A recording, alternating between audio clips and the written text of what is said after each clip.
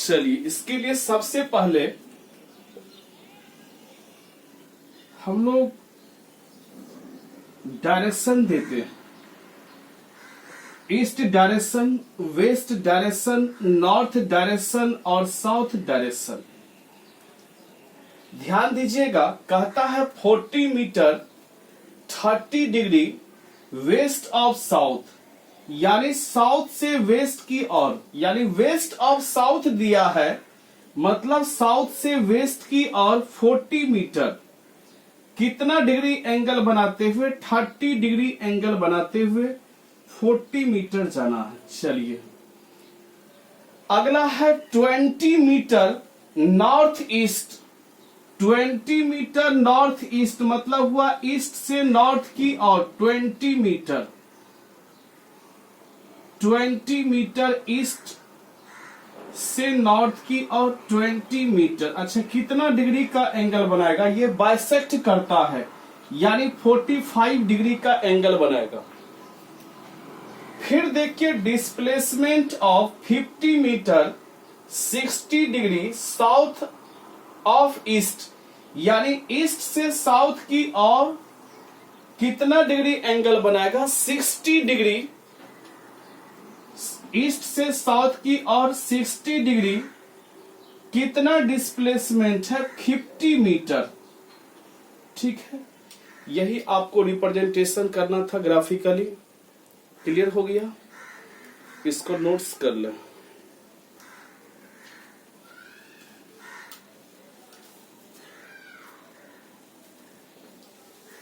चलिए,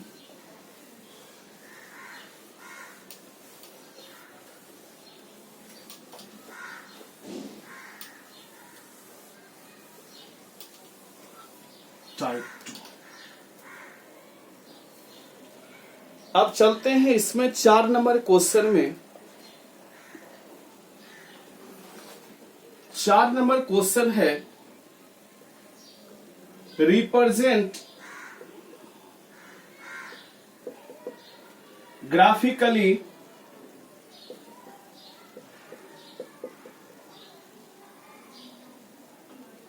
a displacement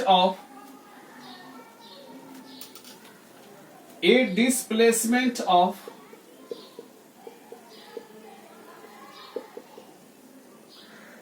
पहला है 50 किलोमीटर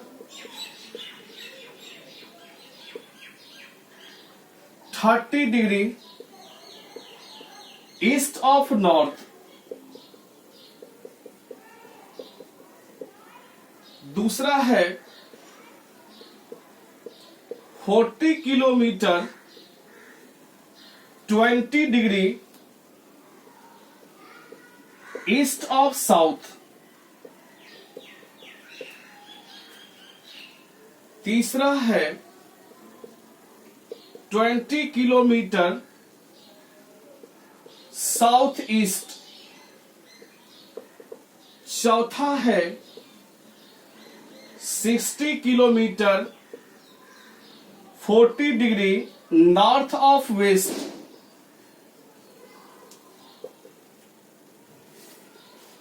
ध्यान दीजिएगा थोड़ा सा, बहुत अच्छे तरीके से आप लोग। सबसे पहले हम लोग डायरेक्शन देते हैं, ध्यान दीजिएगा।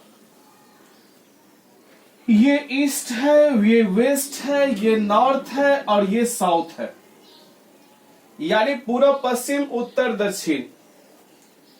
50 kilometre 30 degree east of north, यानी नॉर्थ से ईस्ट की ओर, नॉर्थ से ईस्ट की ओर, नॉर्थ से ईस्ट की ओर 30 डिग्री एंगल बनाता है। चलिए, 40 किलोमीटर 20 डिग्री। अच्छा, ये कितना किलोमीटर है? तो इसकी लंबाई मान लिए कि 50 किलोमीटर है। ठीक है, ऐसा नहीं कि किलोमीटर फीता से नापेंगे, एक कंसीडर हम लोग करते हैं।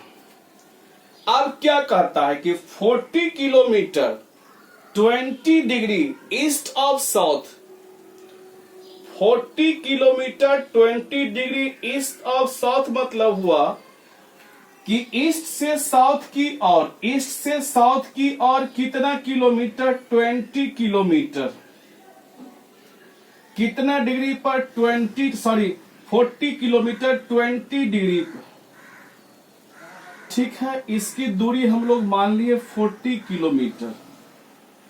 चलिए अब क्या कहता है, 60 kilometre 40 degree north of west, यानी वेस्ट से नॉर्थ की ओर, वेस्ट से नॉर्थ की ओर 60 किलोमीटर वेस्ट से नॉर्थ की ओर 60 किलोमीटर 40 डिग्री। ठीक है, इसकी दूरी 60 किलोमीटर हम लोग मान लिए। और है तो 1 2 3, अच्छा नॉर्थ वेस्ट भी है, हम लोग गलत माप लिए थे। पहला था 50 kilometre 30 degree, 20 kilometre south east, south of east, south से ईस्ट की ओर। उसके बाद है यहाँ पे साउथ वेस्ट है, साउथ वेस्ट। ठीक है, 20 किलोमीटर साउथ वेस्ट,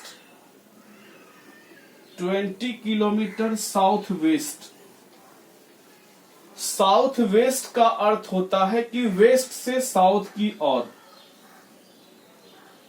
20 किलोमीटर। अच्छा, वेस्ट से साउथ, वेस्ट से साउथ 20 किलो। अच्छा, ये बाइसेक्ट करता है, कितना डिग्री का एंगल बनाएगा, 45 डिग्री का एंगल बनाएगा। ये 20 किलोमीटर हो गया। ठीक है, अब देखिए क्या कहता है, 60 degree 40 degree north of west, यानी नॉर्थ से वेस्ट की, वेस्ट से नॉर्थ की ओर। इसका मतलब हुआ वेस्ट से नॉर्थ की ओर 40 डिग्री का एंगल बनाता है। 40 डिग्री, देखिए नॉर्थ से वेस्ट की ओर कितना डिग्री, कितना डिग्री, 40 डिग्री। कितना किलोमीटर है, 60 किलोमीटर है। ठीक है, ये कहां से डायरेक्शन है, नॉर्थ से ईस्ट। ठीक है, इसका डायरेक्शन साउथ से ईस्ट, इसका डायरेक्शन वेस्ट से साउथ, इसका डायरेक्शन जो आपका है, इसका डायरेक्शन है वेस्ट से नॉर्थ, वेस्ट से नॉर्थ। ठीक है, यही ग्राफिकली रिप्रेजेंटेशन करना था। तो आज आपको हम 4 नंबर तक बता दिए,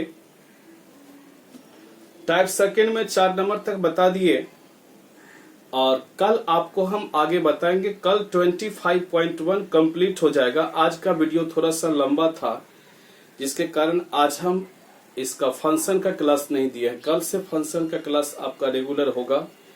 1 से 2 के टाइम में आप लोग लाइव जुड़ जाइएगा। दोपहर में 1 से 2 के समय में आप लोग लाइव जुड़ जाइएगा। फंक्शन का क्लास होगा और कल से फंक्शन रेगुलर होगा। कल से चूंकि बीच में डिस्टर्ब था, वेक्टर का थोड़ा सा क्लास लंबा हो जा रहा था। आज आप लोग एनसीईआरटी 10.1 बना के ग्रुप में सेंड करेंगे, और केसी सिन्हा पर 25.1 टाइप फर्स्ट टाइप सेकेंड हम सारा क्वेश्चन आपको बता दिए, अपने से बना के ग्रुप में सेंड करेंगे। कल हम लोग इस चैप्टर को कंप्लीट कर लेंगे, और कल कंप्लीट करने के बाद फिर आगे आपको पोजीशन वेक्टर सब बताएंगे और टाइप्स ऑफ वेक्टर। तो आज के लिए इतना ही। Thank you. आप लोग चैनल को सब्सक्राइब जरूर कर लीजिएगा जो आदमी नए जुड़े हैं, और वीडियो को शेयर जरूर करना है। लाइक करने में आप लोग कंजूसी करते हैं, लाइक जरूर करना है। तो आज के लिए इतना ही। Thank you. जय Mahakal.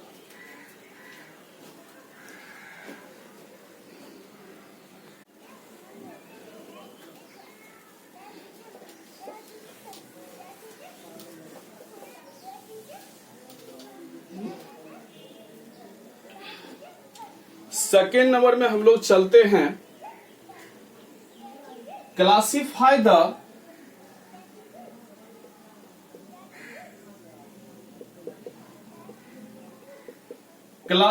The following quantities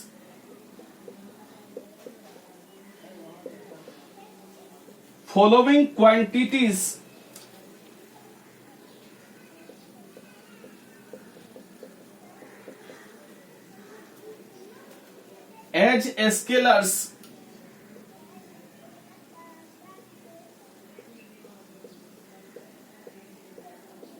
and vectors. पहला है 10 kg,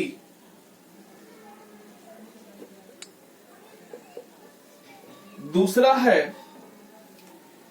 20 मीटर प्रति सेकेंड स्क्वायर,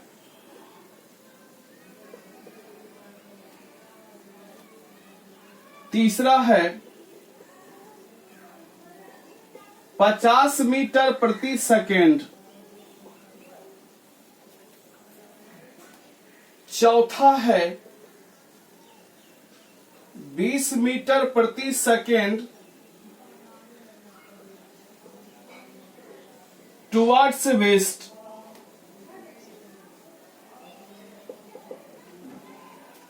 पांचवा है 50 kg प्रति मीटर क्यूब,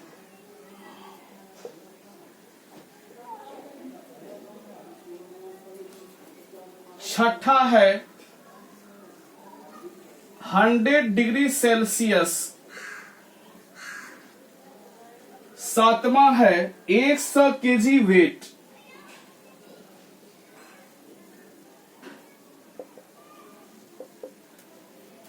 आठवां है 30 डिग्री,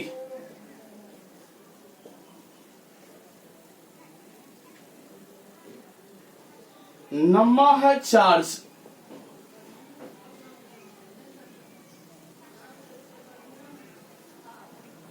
10वां है एनर्जी,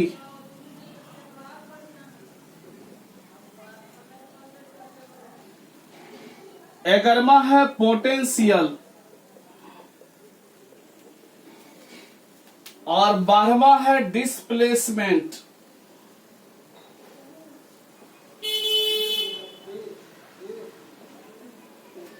पहले आप लोग क्वेश्चन उतार लीजिए।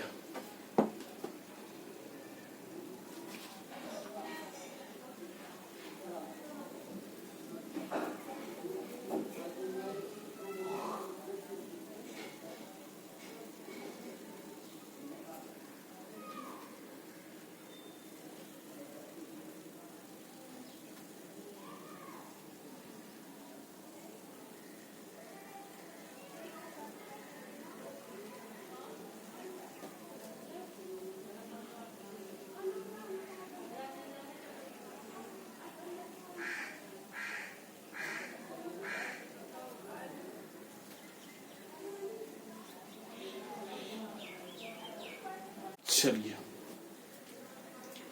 10 kg, पहला है 10 kg, ये मास है। और मास क्या होता है, स्केलर होता है कि वेक्टर होता है? स्केलर होता है। सेकेंड देखिए 20 मीटर प्रति सेकेंड स्क्वायर एक्सेलरेशन है और एक्सेलरेशन वेक्टर होता है। 50 मीटर प्रति सेकेंड स्पीड है, स्पीड भी वेक्टर होता है। 20 मीटर प्रति सेकेंड टुवर्ड्स वेस्ट, यानी डायरेक्शन भी दिया है, मैग्नीट्यूड भी दिया है, ये वेलोसिटी है और वेलोसिटी वेक्टर होता है। 50 kg प्रति मीटर क्यूब, ये डेंसिटी है और डेंसिटी भी क्या होता है, स्केलर होता है, यानी जिसको डेंसिटी को घनत्व कहते हैं। छठा है 100 डिग्री सेल्सियस, ये टेम्परेचर है। आप जानते हैं टेम्परेचर स्केलर होता है। सातवां है 100 kg वेट, वेट मतलब हो गया फोर्स और फोर्स वेक्टर कहलाता है। सातवां के बाद है आठवां 30 डिग्री, 30 डिग्री एंगल है, एंगल जो होता है स्केलर होता है। नौवां है चार्ज, चार्ज स्केलर होता है। एनर्जी स्केलर होता है, पोटेंशियल स्केलर होता है और डिस्प्लेसमेंट वेक्टर होता है। उतार लीजिए, ये तो आप लोग जानते ही हैं स्केलर वेक्टर क्लासिफाई करने के लिए, क्लास 11th में भी पढ़े हुए हैं।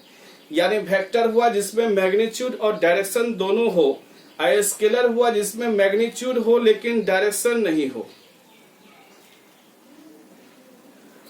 ठीक है, बोलेंगे 10 kg आलू दीजिए, तो दुकानदार बोलेगा कि पूरब माहे दे कि पश्चिम माहे दे?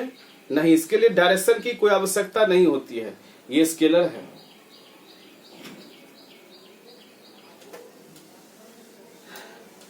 बोलेंगे कितना टेम्परेचर है, 100 डिग्री सेल्सियस। ये बोलेगा कि पूरब में, आप पूछिएगा कि पूरब में है कि पश्चिम में है, तो नहीं, ये क्या है, स्केलर है। ये सब तो आप लोग जानते ही हैं।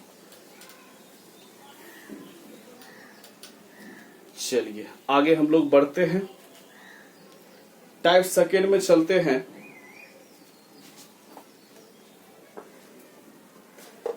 टाइप सेकेंड है रिप्रेजेंट ग्राफिकली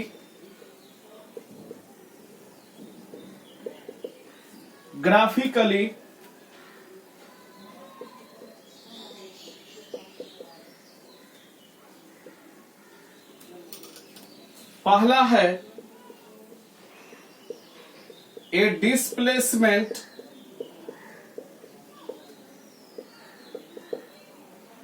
ऑफ 40 मीटर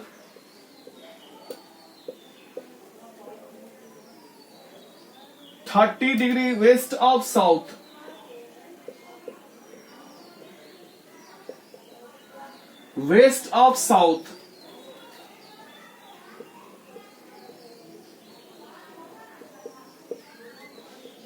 दूसरा है a displacement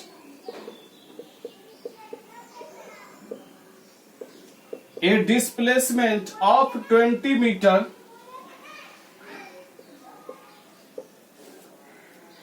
north east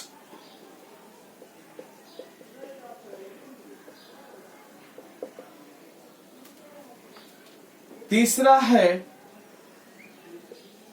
A displacement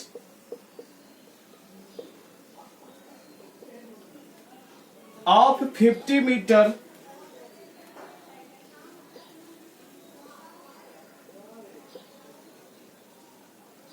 (60 degree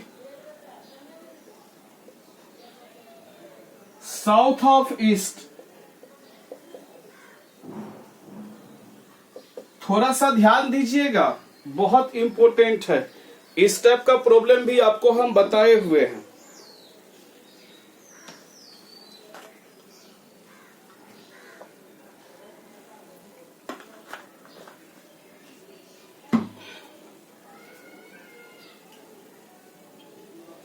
सबसे पहले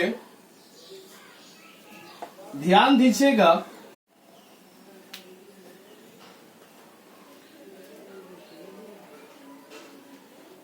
गुड मॉर्निंग एवरीबॉडी, जय महाकाल। आपको अपने टेंशन फ्री मैथमेटिक्स क्लासेस में बहुत बहुत स्वागत है। आज हम लोग टाइप्स ऑफ वेक्टर में आगे बढ़ेंगे और आपको आज टाइप्स ऑफ वेक्टर का कुछ प्रॉब्लम भी बताएंगे जो कि बहुत इम्पोर्टेंट है आपके लिए। और जितना भी टाइप्स ऑफ वेक्टर हम आपको बताए हैं, सबसे रिलेटेड प्रॉब्लम आज आपको हम बताएंगे। आप लोग ध्यानपूर्वक सीखिएगा, बहुत इम्पोर्टेंट। कहता है कोटर्मिनियस वेक्टर। ये कोटर्मिनियस वेक्टर्स क्या है? टू और more than two vector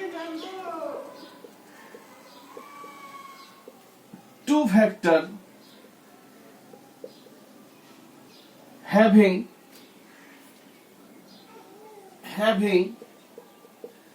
same terminal point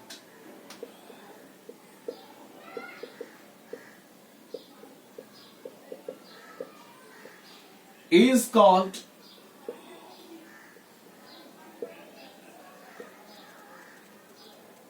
coterminous vector।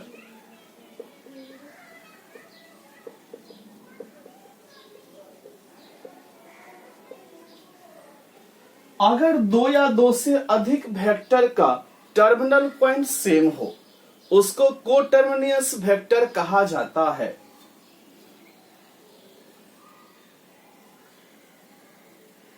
Vector A, vector B, vector C, vector D, यानी वेक्टर ए, देखिए सब का टर्मिनल पॉइंट सेम है, सब का टर्मिनल पॉइंट सेम है, इसको कोटर्मिनियस वेक्टर कहा जाता है। यानी vector A, vector B, vector C, vector D is called coterminous vector.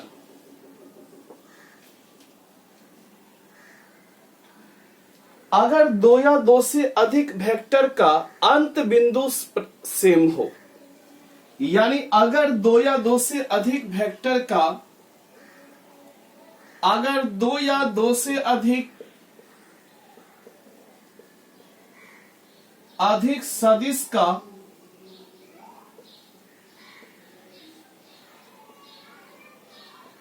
अंत बिंदु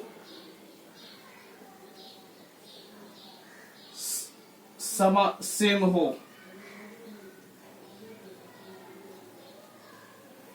कोटर्मिनियस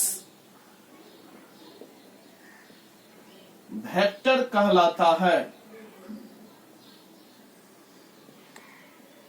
अगर दो या दो से अधिक वेक्टर का टर्मिनल पॉइंट सेम हो, देखिए को इनिशियल में क्या था कि इनिशियल पॉइंट सेम हो, यानी दो या दो से अधिक वेक्टर का अगर प्रारंभिक बिंदु सेम था उसको को इनिशियल वेक्टर कहते थे।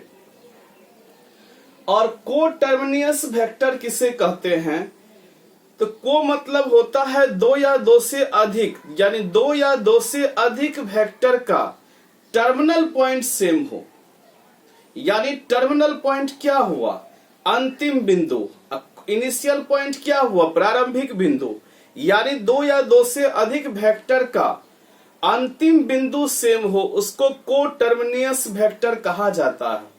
और दो या दो से अधिक वेक्टर का अगर इनिशियल पॉइंट सेम हो उसे को इनिशियल वेक्टर कहते हैं। यानी को इनिशियल वेक्टर वैसा वेक्टर है जिसमें दो या दो से अधिक वेक्टर का इनिशियल पॉइंट सेम हो, अगर दो या दो से अधिक वेक्टर का टर्मिनल पॉइंट सेम हो उसे कोटर्मिनियस वेक्टर कहा जाता है। इसको नोट्स कर लें।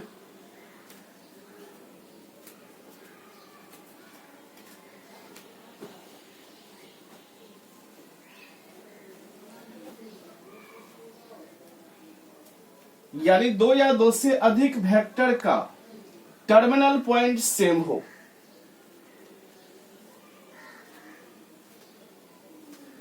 या ऐसे भी लिखा जाता है vector having same terminal point, vectors जिसका टर्मिनल पॉइंट सेम हो इसको कोटर्मिनियस वेक्टर कहा जाता है।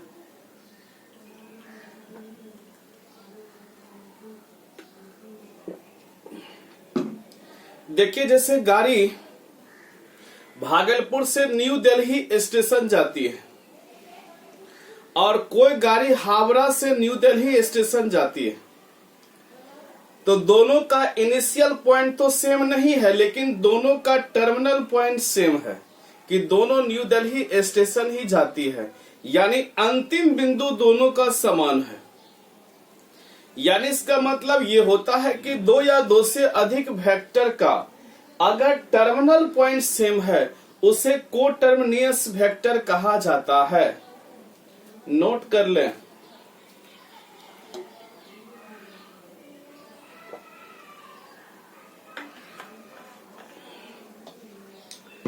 आज आपको हम कुछ प्रॉब्लम बताने जा रहे हैं। जितना भी टाइप्स ऑफ वेक्टर आपको हम बताए हैं सब पर कुछ प्रॉब्लम बताने जा रहे हैं। आप लोग ध्यान पूर्वक सीखिएगा उस प्रॉब्लम को।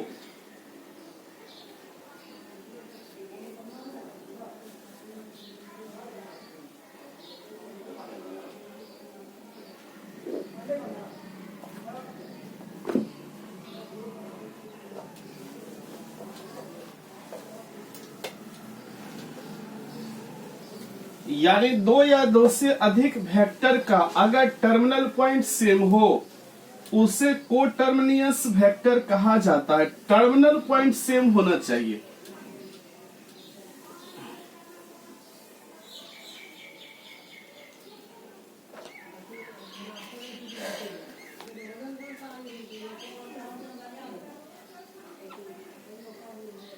जैसे देखिए एक फिगर है,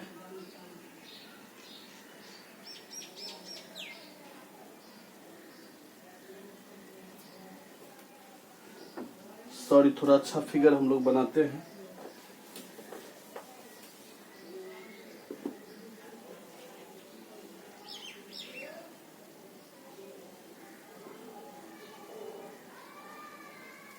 ठीक है, वेक्टर ए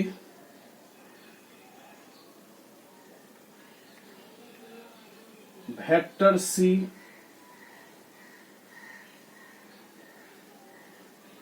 वेक्टर अल्फा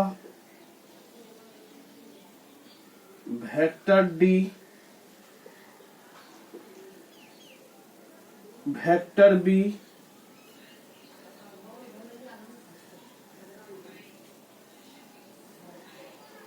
ठीक है,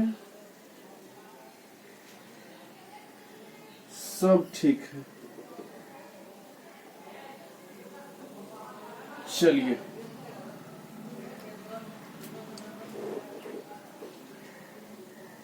in the given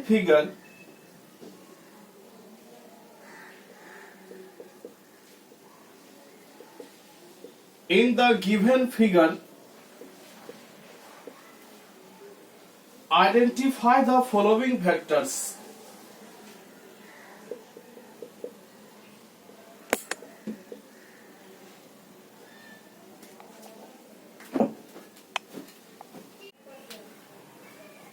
Identify the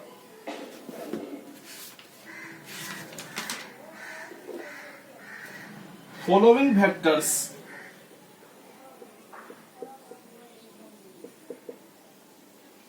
Following vectors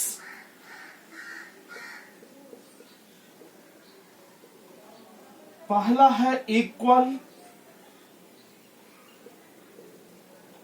दूसरा है कॉलिनियर बट नॉट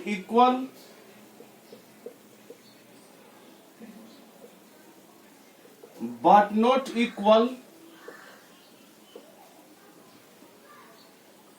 तीसरा है को इनिशियल।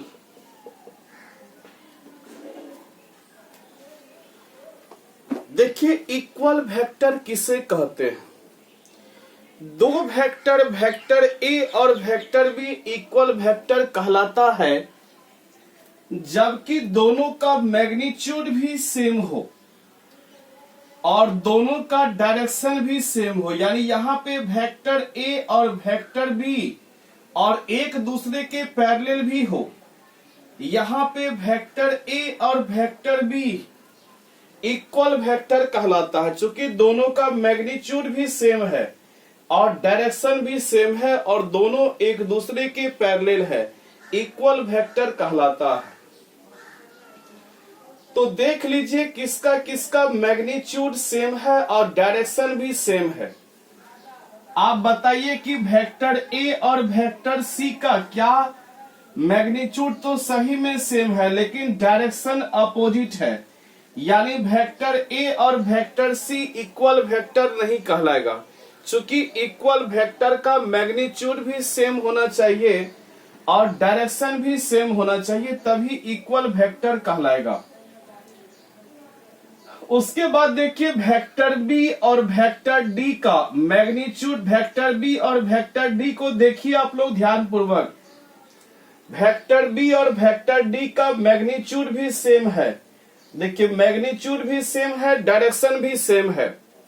इसका मतलब ये इक्वल वेक्टर कहलाएगा। यानी इक्वल क्या कहलाएगा बताइए? वेक्टर बी और वेक्टर डी इक्वल वेक्टर कहलाएगा चूंकि दोनों का मैग्नीट्यूड भी सेम है और डायरेक्शन भी सेम है। देखिए वेक्टर डी ऐसा है, वेक्टर डी यही वेक्टर डी है और वेक्टर बी इस तरह का है, यही वेक्टर बी है। देखिए दोनों का मैग्नीट्यूड भी सेम है यानी लंबाई भी सेम है और डायरेक्शन भी सेम है, यानी दोनों इक्वल वेक्टर कहलाएगा। इक्वल के बाद चलिए collinear but not equal. Collinear हो लेकिन इक्वल नहीं हो।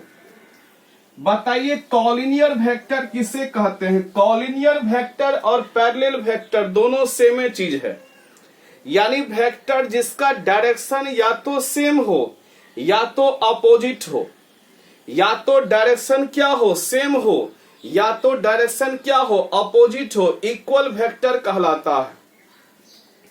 तो कहता है इक्वल नहीं होना चाहिए, सॉरी, कॉलिनियर वेक्टर कहलाता है या पैरेलल वेक्टर कहलाता है वेक्टर जिसका डायरेक्शन सेम हो, डायरेक्शन सेम हो या अपोजिट हो, कॉलिनियर या पैरेलल वेक्टर कहलाता है। कल आपको हम बताए हैं कॉलिनियर और पैरेलल वेक्टर के बारे में, वेक्टर जिसका डायरेक्शन सेम हो या अपोजिट हो उसको क्या कहते हैं? Parallel vector. या ऐसे भी बताए थे कि वैसा वेक्टर जो या तो लाइक वेक्टर हो या अनलाइक वेक्टर हो उसे पैरेलल वेक्टर कहते हैं। चलिए, तो क्या कहता है? कॉलिनियर होना चाहिए लेकिन इक्वल नहीं होना चाहिए। बताइए कौन वेक्टर है जो कि कॉलिनियर है लेकिन इक्वल नहीं है? देख लीजिए आप वेक्टर ए और वेक्टर सी को। देखिए ये वेक्टर ए है और ये वेक्टर सी है, वेक्टर सी है। ये देखिए कॉलिनियर है लेकिन इक्वल नहीं है, चूंकि दोनों का डायरेक्शन सेम नहीं है। कॉलिनियर वेक्टर या पैरेलल वेक्टर, पैरेलल कहिए या कॉलिनियर कहिए, पैरेलल किसे कहते हैं? डायरेक्शन सेम हो या अपोजिट हो, पैरेलल वेक्टर कहलाता है। देखिए ये पैरेलल और कॉलिनियर दोनों सेम है, आपको पीछे वीडियो में आपको हम बताए हैं। देखिए ये पैरेलल वेक्टर है, पैरेलल वेक्टर है, बिल्कुल है।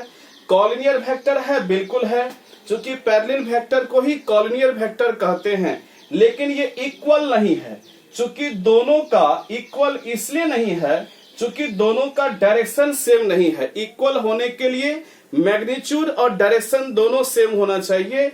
ये देखिए कॉलिनियर है लेकिन ये इक्वल नहीं है, यानी वेक्टर ए और वेक्टर सी, वेक्टर ए और वेक्टर सी, देखिए वेक्टर ए और वेक्टर सी ये कॉलिनियर है लेकिन इक्वल नहीं है, वेक्टर ए और वेक्टर सी, ठीक है। कॉलिनियर बट नॉट इक्वल, यानी vector A and vector C. अब है को इनिशियल वेक्टर। को इनिशियल वेक्टर किसे कहते हैं? अगर दो या दो से अधिक वेक्टर का इनिशियल पॉइंट सेम हो, अगर दो या दो से अधिक वेक्टर का प्रारंभिक बिंदु सेम हो, उसी को इनिशियल वेक्टर कहा जाता है। आप लोग देखिए कि वेक्टर ए और वेक्टर बी का, सॉरी गलत हो गया, आप लोग देखिएगा वेक्टर अल्फा और वेक्टर बी का इनिशियल पॉइंट सेम है। देख लीजिए, जहां से वेक्टर अल्फा निकला है वहां से वेक्टर बी भी निकला है, यानी वेक्टर अल्फा और वेक्टर बी का इनिशियल पॉइंट सेम है। उसके बाद देखिए वेक्टर ए और वेक्टर डी का इनिशियल पॉइंट सेम है, तो ये दोनों को इनिशियल वेक्टर कहलाता है। देखिए वेक्टर अल्फा और वेक्टर बी का इनिशियल पॉइंट सेम है, यानी इस टाइप का फिगर है। देखिए यही हुआ वेक्टर अल्फा और ये हुआ वेक्टर बी, दोनों का इनिशियल पॉइंट सेम है। देखिए को इनिशियल वेक्टर कहलाएगा। फिर देखिए यहां से वेक्टर ए और वेक्टर डी का भी इनिशियल पॉइंट सेम है, यानी को इनिशियल हो जाएगा alpha vector and B vector and A vector and D vector, ये को इनिशियल वेक्टर कहलाएगा। उतार लीजिए,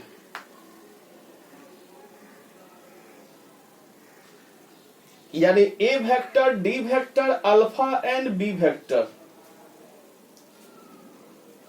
यहां हम लोग कोमा दे देंगे, and A and B, D, alpha and B, A and D, ये को इनिशियल वेक्टर कहलाएगा। एक बार फिर से समझ लीजिए, पहला क्वेश्चन क्या है? इक्वल। इक्वल कब कहलाएगा? जबकि दोनों का मैग्नीट्यूड भी सेम होगा और डायरेक्शन भी सेम होगा, तब इक्वल होगा। देखिए वेक्टर डी और वेक्टर बी का मैग्नीट्यूड भी सेम है, देखिए लंबाई समान है और दिशा भी समान है, इसका मतलब इक्वल वेक्टर हो गया।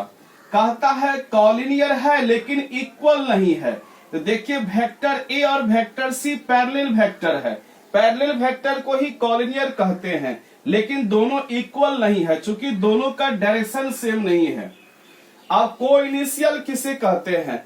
दो या दो से अधिक वेक्टर का अगर इनिशियल पॉइंट सेम हो उसे को इनिशियल वेक्टर कहते हैं। देखिए वेक्टर अल्फा और वेक्टर बी का इनिशियल पॉइंट सेम है, उसके बाद देखिए वेक्टर ए और वेक्टर डी का इनिशियल पॉइंट सेम है। देखिए यहीं से निकला है, जहां से निकलता है कोई वेक्टर, यहीं से निकला है वेक्टर ए और यहीं से निकला है वेक्टर डी, यानी ये इनिशियल पॉइंट हो गया, को इनिशियल हो गया, यानी वेक्टर ए और वेक्टर डी का इनिशियल पॉइंट ये हो गया, ये वेक्टर अल्फा और वेक्टर बी का इनिशियल पॉइंट हो गया। अब कोई पूछेगा कि बताइए सर कि ये पॉइंट वेक्टर सी और वेक्टर डी का इनिशियल पॉइंट होगा? नहीं होगा भाई, ये पॉइंट वेक्टर सी और वेक्टर डी का टर्मिनल पॉइंट होगा। चूंकि देखिए वेक्टर सी का भी डायरेक्शन यही है, वेक्टर डी का भी डायरेक्शन यही है, इसका भी टर्मिनल पॉइंट यही है वेक्टर सी का, और वेक्टर डी का भी टर्मिनल पॉइंट यही है, वेक्टर अल्फा का भी टर्मिनल पॉइंट यही है। इसका मतलब है कि ये को टर्मिनियस वेक्टर कहलाएगा। क्या कहलाएगा? को टर्मिनियस वेक्टर। क्या कहलाएगा? को टर्मिनियस वेक्टर कहलाएगा। पूछेगा को टर्मिनियस वेक्टर, को इनिशियल वेक्टर कौन कौन है बताइए? तो वेक्टर अल्फा और vector B, vector A and vector D, और आपसे पूछेगा को टर्मिनियस वेक्टर क्या है बताइए? Vector D, vector C, vector alpha, सबका देखिए टर्मिनल पॉइंट सेम है, इसीलिए ये क्या कहलाएगा? को टर्मिनियस वेक्टर कहलाएगा। क्या कहलाएगा? को टर्मिनियस वेक्टर कहलाएगा। उतार लीजिए। और भी हम डिफरेंट टाइप्स का फिगर आपको सिखाएंगे तो आपको फुल्ली कमांडेड हो जाएगा, ये बड़ा इंपॉर्टेंट है।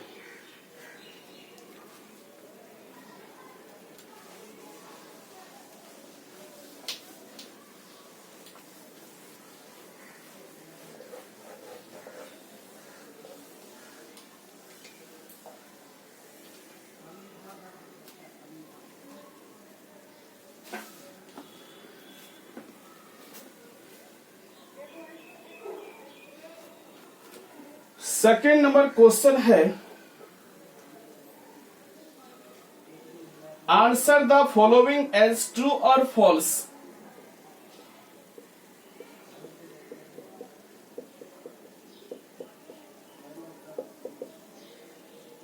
As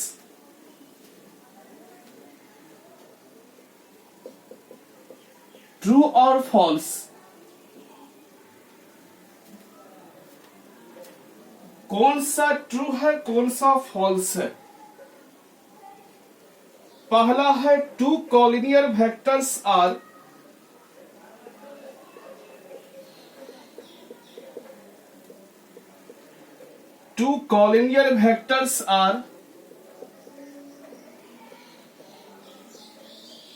always equal in magnitude.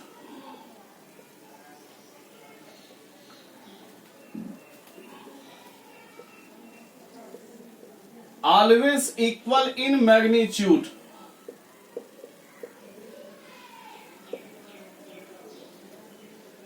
Two vectors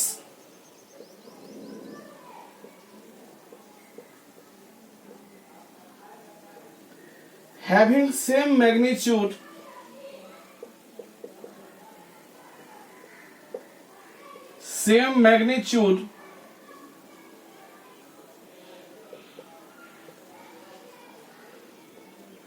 are equal. तीसरा है two collinear vector vectors having the same magnitude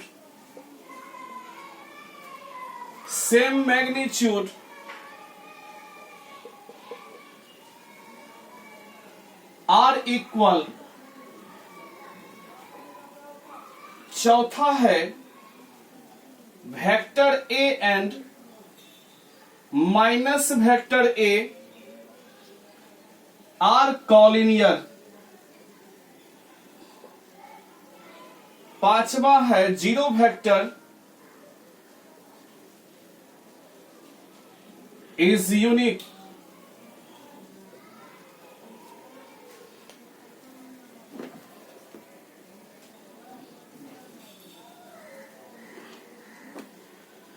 ध्यान दीजिएगा आप लोग थोड़ा सा। Two collinear vector are always equal in magnitude. ऐसा तो कभी हम नहीं बताए हैं। दो कॉलिनियर वेक्टर के लिए कभी हम ये नहीं बताए हैं कि मैग्नीट्यूड इक्वल होना चाहिए। ये गलत हो जाएगा, यानी ये आपका फॉल्स हो जाएगा। डायरेक्शन के बारे में भले हम बताए हैं कि दो कॉलिनियर वेक्टर का या दो पैरेलल वेक्टर का डायरेक्शन सेम हो भी सकता है, नहीं भी हो सकता है, लेकिन मैग्नीट्यूड के बारे में हम कुछ नहीं बताए हैं। मैग्नीट्यूड सेम हो भी सकता है, नहीं भी हो सकता है। Two vector having same magnitude are equal. दो वेक्टर जिसका मैग्नीट्यूड सेम है इक्वल होगा। ये ट्रू है कि फॉल्स है? ये फॉल्स है। चूंकि दो वेक्टर जिसका मैग्नीट्यूड सेम है, अगर डायरेक्शन भी सेम रहेगा तब इक्वल होगा कि मैग्नीट्यूड और डायरेक्शन दोनों सेम होना चाहिए। तो बताइए, केवल मैग्नीट्यूड सेम होने से इक्वल होगा? नहीं होगा, चूंकि डायरेक्शन भी सेम होना चाहिए। उसके बाद कहता है कि two collinear vectors having the same magnitude are equal. दो कॉलिनियर वेक्टर जिसका मैग्नीट्यूड सेम हो, ये दोनों कॉलिनियर वेक्टर है और दोनों का मान के चलिए कि मैग्नीट्यूड सेम है। दोनों का मैग्नीट्यूड सेम सही में है। दोनों कॉलिनियर वेक्टर कहिए कि पैरेलल वेक्टर कहिए, दोनों का मैग्नीट्यूड सेम है। क्या ये इक्वल है? नहीं, ये भी फॉल्स हो जाएगा। इक्वल तभी होगा जब मैग्नीट्यूड और डायरेक्शन दोनों सेम होगा। अब कहता है कि वेक्टर ए और माइनस वेक्टर ए कॉलिनियर है। बिल्कुल सही है। जैसे देखिए ए बी वेक्टर है, ये भी ए बी वेक्टर है। इसको वेक्टर ए ले लिए तो ये क्या हो जाएगा? तो माइनस वेक्टर ए हो जाएगा। यानी ए बी वेक्टर को ए वेक्टर मान लिए रिजल्ट, और बी ए वेक्टर का क्या हो जाएगा? माइनस ए वेक्टर होगा। चूंकि दोनों का मैग्नीट्यूड सेम है लेकिन डायरेक्शन अपोजिट है तो साइन चेंज हो जाता है। अच्छा, ये कॉलिनियर है कि नहीं? बिल्कुल है। चूंकि कॉलिनियर या पैरेलल के लिए क्या होना चाहिए कि वेक्टर का डायरेक्शन सेम हो या अपोजिट हो। क्या कहलाता है? कॉलिनियर वेक्टर कहलाता है। यानी वेक्टर ए और माइनस वेक्टर ए कॉलिनियर होगा। जीरो वेक्टर यूनिक होता है, यानी ये ट्रू होगा। जीरो वेक्टर यूनिक होता है। ये ट्रू होगा कि फॉल्स होगा? तो जीरो वेक्टर का डायरेक्शन फिक्स नहीं रहता है, तो ये यूनिक कैसे होगा? चूंकि इसका डायरेक्शन फिक्स नहीं रहता है, ये यूनिक नहीं होगा, ये फॉल्स हो जाएगा। यूनिक कैसे हुआ? चूंकि उसका डायरेक्शन फिक्स ही नहीं रहा, इसका मतलब वो यूनिक नहीं है। इसका मतलब क्या हुआ? फॉल्स हो गया। यूनिक कब रहता? जब डायरेक्शन फिक्स रहता। इसका डायरेक्शन फिक्स नहीं है, इसका मतलब ये यूनिक नहीं है। उतार लीजिए।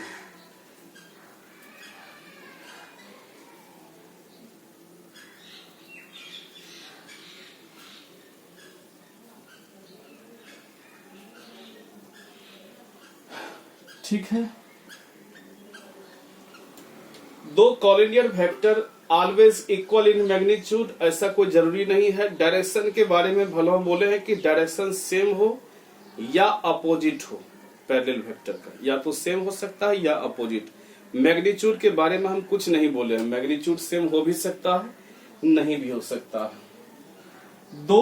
To vector having same magnitude equal नहीं, मैग्नीट्यूड के साथ साथ डायरेक्शन भी सेम होना चाहिए। कॉलिनियर वेक्टर जिसका कि मैग्नीट्यूड सेम हो, क्या इक्वल वेक्टर कहलाता है? जी नहीं, मैग्नीट्यूड के साथ साथ डायरेक्शन भी सेम होना चाहिए। वेक्टर ए माइनस वेक्टर ए बिल्कुल कॉलिनियर कहलाएगा, ठीक है, क्योंकि डायरेक्शन यहाँ अपोजिट है। जीरो वेक्टर यूनिक होता है? नहीं, जीरो वेक्टर यूनिक नहीं होता है, क्योंकि इसका डायरेक्शन फिक्स नहीं होता है। नोट्स कर ले।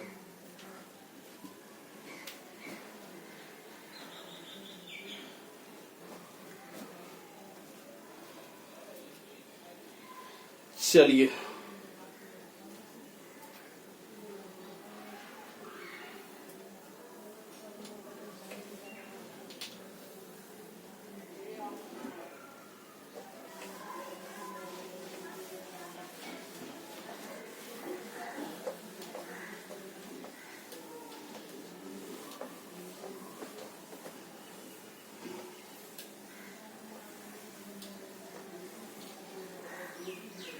अब हम लोग चलते हैं, आज केसी सिन्हा का प्रॉब्लम आपको हम बताने जा रहे हैं। आप लोग से नम्र निवेदन है कि एक्सरसाइज 10.1 जो एनसीईआरटी का है वो आप लोग बना के ग्रुप में सेंड करेंगे। 10.1 एनसीईआरटी का बना के ग्रुप में सेंड करेंगे, ये हमें पूरा विश्वास है कि आप बना के अवश्य सेंड करेंगे। अब हम लोग चलते हैं एक्सरसाइज 25.1 में। एक्सरसाइज 25.1 में हम लोग चलते हैं, ठीक है। केसी सिन्हा का है, टाइप फर्स्ट है, यानी type first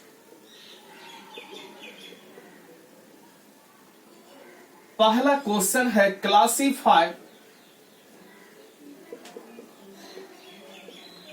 classify the following measures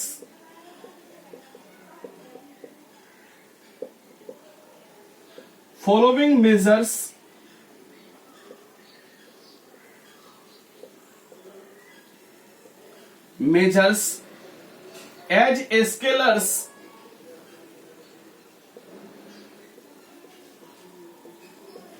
and vectors. Classify करना है कि कौन सा स्केलर है कौन सा वेक्टर है।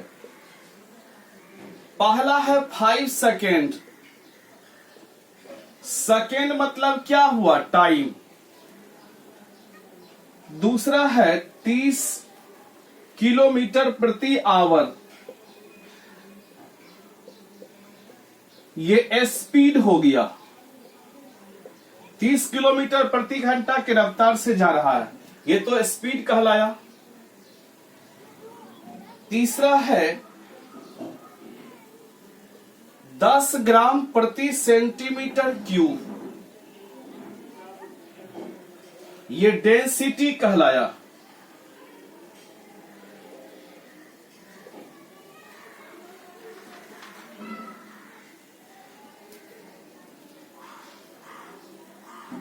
चौथा है 10 न्यूटन, ये फोर्स कहलाता है।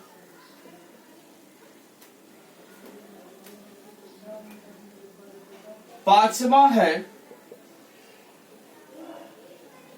20 मीटर प्रति सेकेंड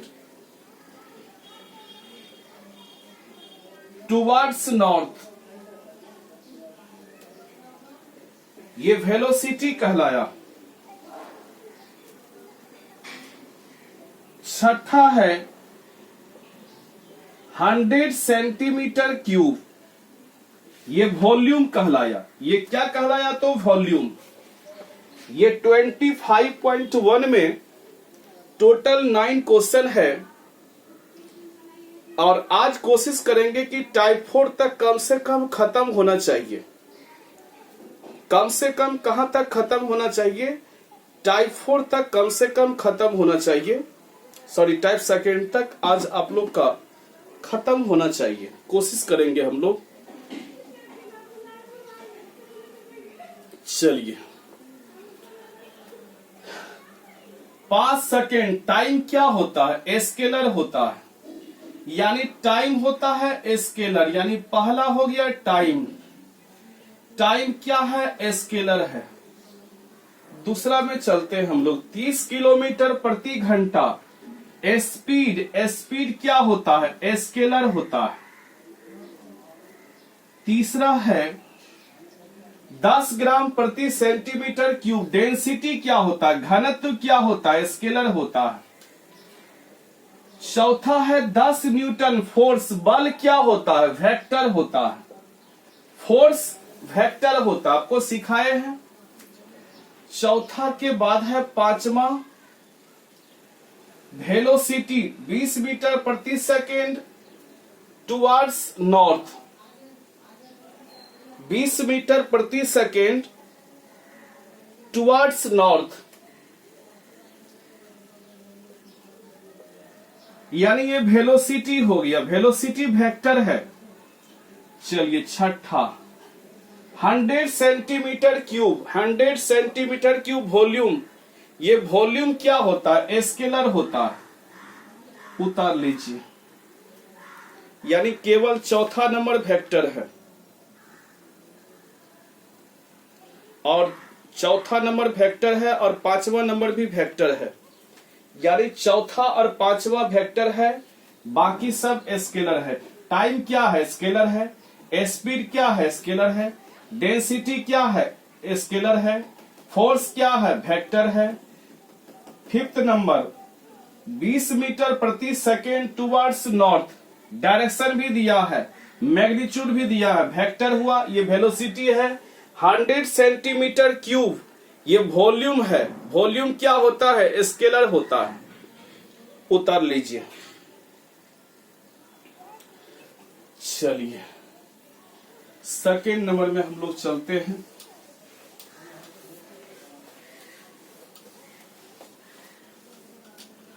यहां तक आप लोग नोट्स कर लिए ना?